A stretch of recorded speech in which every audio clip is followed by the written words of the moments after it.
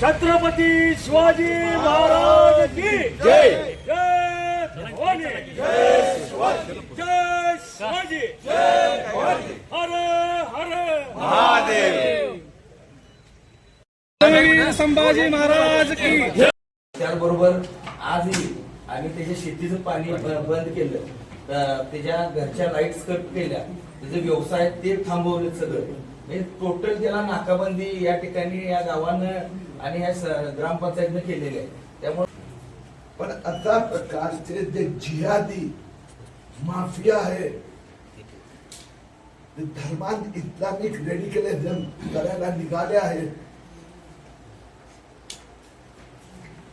त्या लोकांना असा धडा शिकवला पाहिजे की पूर्ण महाराष्ट्राला कळलं पाहिजे की कोणी या महाराष्ट्रात अशा प्रकाराने ठरवून हिंदू मुलींचे त्यांच्या जीवाची, त्यांच्या चारित्र्याची, आमच्या हिंदुत्वाची, आमच्या धर्माची, आमच्या छत्रपती शिवाजी महाराजांचा भगवा झेंड्याची जर कुणी अशा प्रकाराची चेष्टा करायचा प्रयत्न केला तर त्यांना गावात पण पाय ठेवून देणार नाही.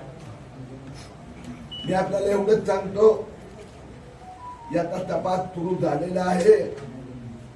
सगळ्यात पहिला आपण कौतुक केलं पाहिजे त्या ताईचं आणि तिच्या परिवाराचं, की त्यांनी एवढी हिंमत केली.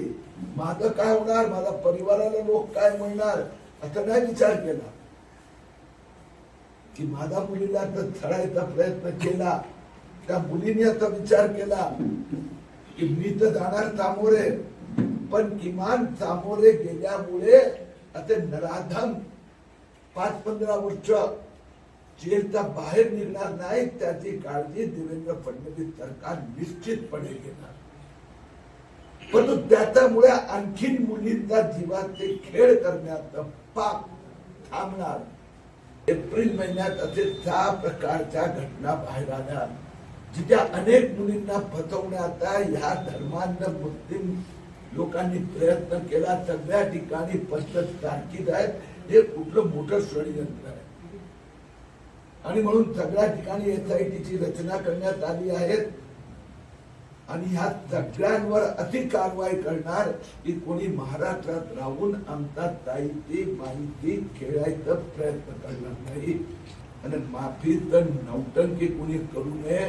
एकतर आमची संस्कृती, धर्म, आमच्या परिवाराला छळतात आणि मग माफी मागायची नौटंकी त्या पोरांनी करू नये.